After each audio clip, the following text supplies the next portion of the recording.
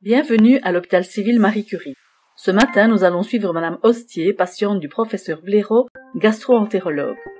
C'est sur ce site que vous aurez la possibilité de suivre votre examen CWR ou cholangio-virsingographie rétrograde.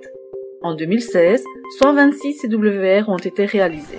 Pour se rendre à sa consultation, Madame Hostier s'adresse aux personnes du service d'information du hall d'entrée de l'hôpital. Pour y accéder, elle prendra l'ascenseur orange direction 3e étage. Auprès des secrétaires de l'admission, elle aura la possibilité de s'inscrire et d'obtenir les documents à remettre au médecin. La secrétaire lui demandera sa carte d'identité et de régler le paiement de sa visite. Une fois enregistrée et en possession de ces documents, Madame Hostier pourra s'installer en salle d'attente où le professeur Blaireau viendra la chercher. Lors de son entretien, le docteur Blaireau lui donnera les résultats de ses examens antérieurs et les explications concernant la suite de son traitement. Un calcul dans ce qu'on appelle le canal cholédoque, un canal qui va entre le foie et l'intestin et qu'on va devoir enlever ce calcul. Pour enlever ce calcul, on va devoir faire un examen qui s'appelle une cholangiopancréatographie. Et c'est un examen qui est complexe puisqu'il fait intervenir à la fois de l'endoscopie et de la radiographie. Alors l'endoscope, c'est un tuyau au bout duquel il y a une caméra qu'on va passer par la bouche, descendre tout le long de l'œsophage, de l'estomac, pour arriver au petit intestin, où arrivent les sécrétions qui viennent du foie qui se trouve ici et du pancréas. Comme le tuyau est aussi gros que mon doigt, on fait cet examen sous anesthésie générale pour votre confort. C'est un examen qui peut prendre une demi-heure à 1 heure. Normalement, c'est un examen sûr, mais c'est vrai que comme tout examen en médecine, il y a parfois des complications. Le principal événement indésirable qui peut survenir, c'est ce qu'on appelle une pancréatite aiguë post-cholangiographie. Comme pour retrouver le canal, on touche la région qu'on appelle la papille où arrivent les sécrétions de la glande pancréatique. Et parfois on irrite le pancréas et donc on peut faire ce qu'on appelle une pancréatite post-cholangiographie. C'est relativement rare, ça survient entre 3 et 5% des patients. Et pour vous, qu'est-ce que ça pourrait représenter? Ça veut dire qu'au réveil et les heures qui suivent, vous pourriez avoir une douleur au niveau de l'estomac relativement intense, mais pour lesquelles on devra vous soigner, vous donner les antidouleurs appropriés. C'est pas très fréquent, mais on essaie de tout faire pour diminuer ce risque et en particulier, on donne à tous les patients un suppositoire avec un anti-inflammatoire. On a déjà essayé de le donner par la bouche ou par intraveineuse, mais apparemment il n'y a que quand on le donne par voie intrarectale, donc sous forme d'un suppositoire, que ça permet de diminuer non seulement le nombre de pancréatites aiguës post-cholangiographie, mais aussi leur sévérité. Donc ça, sachez, vous serez encore endormi, vous n'en rendrez pas compte, mais vous aurez un suppositoire d'anti-inflammatoire, sauf si vous êtes allergique ou que vous ayez des problèmes rénaux. C'est la complication principale. Alors il y a ici, à l'extrémité de ce qu'on appelle la voie biliaire et du canal pancréatique, une petite structure qui s'appelle la papille, qui se trouve ici.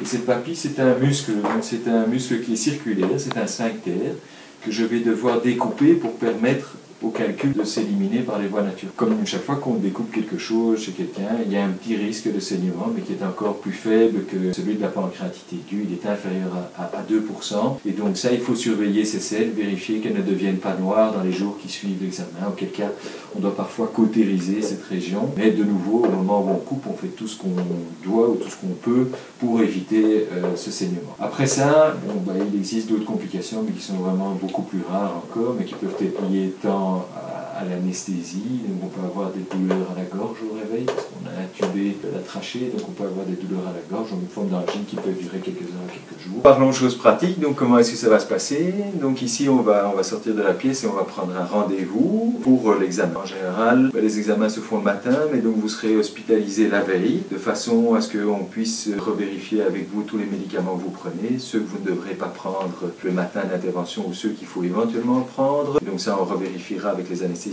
la veille de l'examen. Vous serez à jeun à partir de minuit. L'examen aura lieu en général dans la matinée. Une fois que l'examen est terminé, comme je vous ai dit, donc cet examen va se dérouler en salle d'endoscopie. Donc ça se trouve au -1 ici. Donc c'est une salle d'endoscopie où vous verrez il y a la machine qui permet de faire la radiologie. Et ensuite, une fois que l'examen sera terminé, vous serez transféré dans une salle de réveil, où on vous laissera recouvrir un état de conscience tout à fait normal, et une fois que vous serez bien, vous remonterez en salle d'hospitalisation. Alors il peut y avoir des douleurs à ce moment-là, après l'examen, et donc ça vous recevrez des médicaments comme du paracétamol ou du tramadol, qui est un autre agent antidouleur assez classique, ou s'il y a des nausées, on peut vous donner des antinauséeux. Une fois de retour en salle, c'est important, et ça je me permets d'insister, je souhaite que vous restiez à jeun jusqu'au lendemain matin, puisqu'il y a ce petit risque de pancréatite aiguë, et donc je préfère que les patients restent à jeun jusqu'au lendemain. où il y aura une prise de sang. On vérifiera que tout est bien. Et si là, à ce moment-là, la prise de sang et vous allez bien, non seulement vous pourrez remanger, et en plus, vous pourrez rentrer chez vous. Vous n'avez pas d'autres questions? Non, merci, j'ai bien compris. La personne qui réalisera votre admission vous demandera votre carte d'identité, le document concernant la demande d'hospitalisation du médecin, si vous souhaitez une chambre privée ou commune. Vous recevrez plusieurs documents et objets, à savoir la brochure d'accueil de l'hôpital, des écouteurs et l'accès au Wi-Fi gratuitement. Cette personne procédera à la vérification de diverses données administratives, votre numéro de téléphone, la personne à contacter en cas d'urgence, le nom de votre médecin traitant, vos convictions philosophiques. Vous aurez plusieurs documents à signer. Documents concernant les conditions financières de votre hospitalisation, tarif de la chambre, honoraire du médecin, la compte versée ou pas, en fonction de votre assurance hospitalisation, l'autorisation pour le médecin de pratiquer votre examen, le respect de la vie privée. Enfin, la secrétaire vous remettra le dossier à remettre aux infirmières de l'unité où vous serez hospitalisé, un bracelet d'identification à garder tout au long de votre séjour. Elle vous mentionnera l'unité dans laquelle vous serez hospitalisé. Après avoir remis votre dossier à la secrétaire de l'unité, celle-ci vous guidera jusqu'à votre chambre et vous donnera les premières informations concernant les modalités pratiques de votre hospitalisation. Par la suite, vous aurez la visite de la responsable du nursing de l'unité. Je suis Madame Simon, la chef d'unité. Je vais voir si vous êtes bien installé, si ça va, ça se passe bien. J'ai quand même une recommandation à vous faire, que vous restiez bien à jeun et après l'examen aussi. On doit attendre l'avis du médecin pour pouvoir vous donner à manger. Je pense que vous ne pourrez pas souper s'il y a des manœuvres qui sont un petit peu plus invasives. Vous pouvez boire un peu d'eau, mais on attendra l'avis du médecin. Une infirmière viendra dans votre chambre pour prendre vos paramètres et réaliser une anamnèse qui reprend les informations utiles pour le bon déroulement de votre séjour. 142. 73 de rythme cardiaque. La saturation ici, ça va, 96, donc je vais vite encoder tout ça et après je vais vous poser quelques petites questions. Je peux avoir le numéro de téléphone d'une Au personne. cours de l'anamnèse, plusieurs questions seront évoquées avec une attention particulière sur votre traitement et sur vos éventuelles allergies médicamenteuses. Le produit contraste d'angiographique. D'accord, ça va, ça il faut que je note bien parce que c'est important. Vous consommez de l'alcool? Non. Vous avez des prothèses dentaires? Non. Pour respirer, vous n'avez pas de problème, pas d'aérosol, rien du tout? Je viens vous amener votre blouse pour demain matin pour votre colonne. En fin de journée, une infirmière vous apportera tous les renseignements et les instructions à suivre concernant votre préparation pour le jour de l'examen. Sinon, je peux demander à l'infirmière de nuit de passer vous réveiller pour que vous puissiez vous préparer. Donc à partir de minuit, plus rien boire, plus rien manger. Bonjour. Bonjour. Tout va bien? Oui, merci. Vous avez passé une bonne nuit? Ça va, Je merci. viens voir pour vous préparer, pour venir vous chercher pour l'examen. Vous avez bien votre bracelet avec votre nom? Ça va, il n'est pas trop serré? Au lit aussi?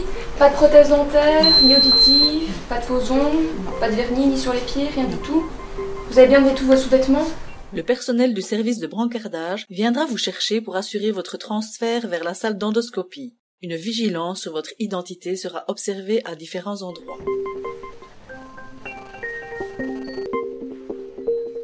Une fois installé dans le service d'endoscopie, plusieurs soins seront réalisés avec, entre autres, la mise en place d'une perfusion.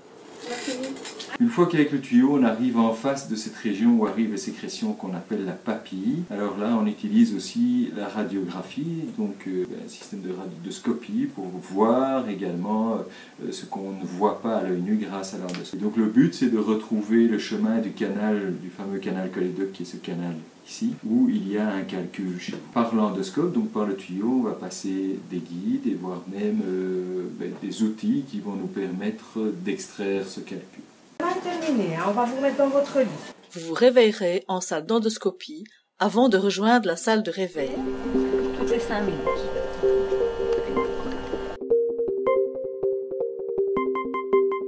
Voilà, je vous aussi un petit peu d'oxygène.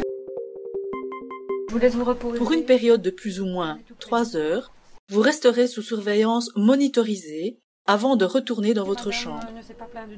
Avec l'accord de l'anesthésiste, les infirmières du F3 pourront venir vous rechercher et vous réinstaller dans votre chambre. Bonjour madame, que tout se passe bien. Merci. Votre douleur sera évaluée à l'aide d'une échelle visuelle analogique. En fonction du résultat, l'infirmière sera à même d'adapter votre traitement antalgique pour que vous restiez confortable tout au long de votre séjour. Pas de douleur? Non, Ok, bon, je vous apporte vos papiers de sortie parce que d'après la prise de sang qu'on a fait ce matin, tout allait bien. Donc ici, le médecin vous a fait vos papiers. Donc ça, c'est votre rendez-vous pour la prochaine consultation dans 6 semaines. Et aussi vos ordonnances avec les antidouleurs et vos traitements habituels. Si jamais vous ressentez des douleurs, vous pouvez toujours prendre l'antidouleur que le médecin vous a prescrit. Si vous faites de la température, vous pouvez téléphoner. Là, vous serez en contact avec le médecin, on vous dira. Allez, madame, si jamais on ne se voit plus, que tout aille bien et bonne fin de journée. Merci à vous. Au revoir, madame.